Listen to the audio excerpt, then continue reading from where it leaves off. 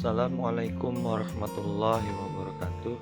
Kembali lagi dengan materi kita hak kekayaan intelektual, perlindungan varietas tanaman.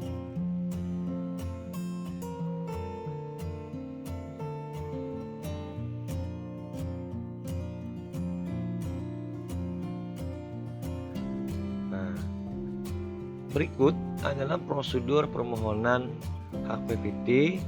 Jadi dia mendaftarkan ke pusat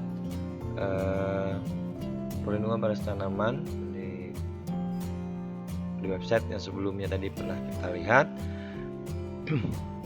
Berikut adalah siklusnya. Pemohon datang ke loket, lalu mendapatkan perlindungan sementara, ya, baru akan dilakukan pengumuman. Kalau ada sanggahan, maka bisa saja kembali lagi kepada mengajukan lagi ulang, ya. Atau kalau tidak lengkap, dia mengajukan ulang. Nah, setelah pengumuman ada uji BUS, ya. Apakah ada baru, apakah ada keunikan, apakah seragam, ya. Nah, lalu baru di sidang komisi, lalu diterima, ya. Maka ketika diterima, varietas tanaman tadi bisa dipublikasikan. Jika ditolak, maka si pemohon bisa mengajukan ke komisi banding. Oke, secara singkat tahapannya yaitu penerimaan dokumen, lalu verifikasi, lalu pengumuman, lalu pemeriksaan substansif, sidang komisi, pemberian sertifikat, lalu yang terakhir adalah kalau diterima ya lalu sidang atau pemberian sertifikat. Nah, jika tidak maka boleh mengajukan.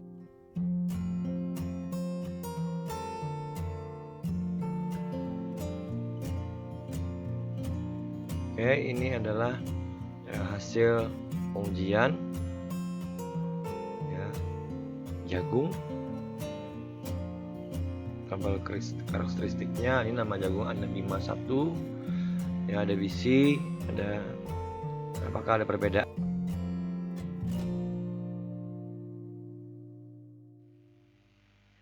Oke, ini ada Bima 18, ada Bima 3 Batimurung, ada Bima 17. Nah, lalu dijelaskan bahwa yang pertama bentuk ujung daun, ya, berbeda, lalu bulat agak tumpul, lalu bulat agak tumpul, yang terakhir ada runcing agak bulat. Oke, ini supaya ada contoh membedakan. Ada varietas kandidat, ada varietas pembantu. Oke, ini Bima 18, Bima 3 Batimurung, ada Bima 17. Oke, dan maka bentuk-bentuk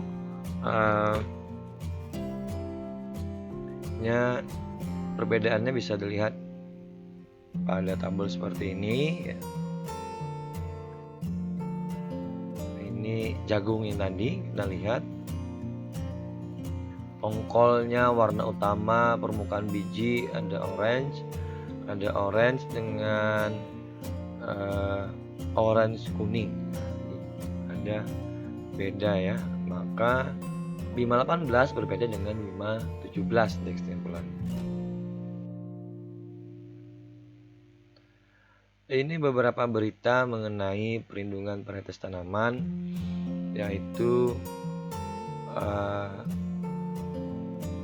pohon akasia. Lalu yang kedua ada varietas Sinta Ponso, merupakan varietas baru hasil persilangan Siam Pontianak dengan keprok So. Nah, jadi ada jeruk, ya, keprok atau jeruk Siam, ya, yang mendapatkan varietas baru. Lalu berikutnya ada durian kunyit, ya, jadi varietas Bali, sumber daya genetik di Bali, ya, bahwa ada durian yang memiliki perbedaan dengan ciri spesifik. Durian kunyit adalah biji tidak tertutup rata oleh daging buahnya. Ukuran buah tergolong kecil dengan berat rata-rata 1,2 kg serta bentuk buah umumnya bulat oval. Oke. Lalu berikutnya ada juga kelapa pandan wangi, varietas khas Haltara, bahwa kelapa Panen Wangi ini varietas lokal yang hanya ada di Kalimantan Utara. Oke, ini ada varietas jagung P27 ya yang tahan cuaca ekstrim. Nah, jadi kalau beberapa tahun terdapat cuaca ekstrim, maka si pemulia atau petani tadi melakukan penelitian dan menghasilkan varietas jagung hibrida dengan kode P27 ya, di mana tahan cuaca ekstrim. Ada juga di Mandailing Natal menetapkan bahwa padi si ganteng ya sebagai varietas unggulan daerah lokalnya.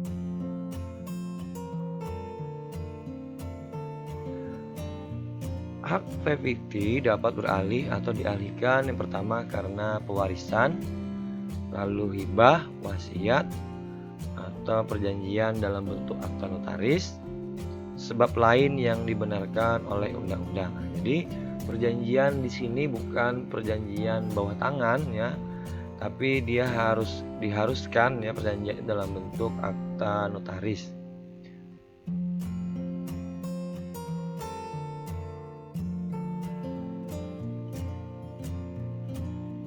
Pengalihan hak PVT tidak menghapus hak pemulia untuk tetap dicantumkan nama dan identitas lainnya dalam sertifikat hak PVT yang bersangkutan, serta hak memperoleh imbalan. Jadi meskipun karena hibah atau karena pewarisan, namun nama pemulia ya itu tetap ada pada sertifikat.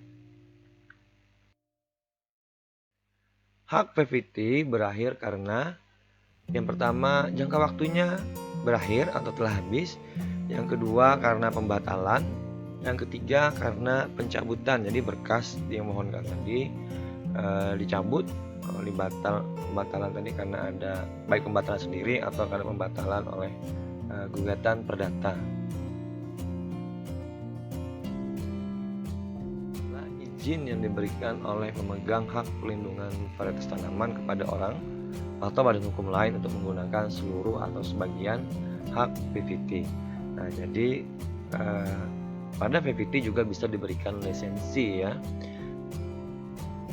dan diberikan pada pemegang hak yang lain. Ya, jadi dia pemegang berhak memberi lisensi kepada orang atau badan hukum lain berdasarkan surat perjanjian lisensi. Ya, jadi dia tidak bisa lisan, tapi harus berdasarkan surat perjanjian lisensi.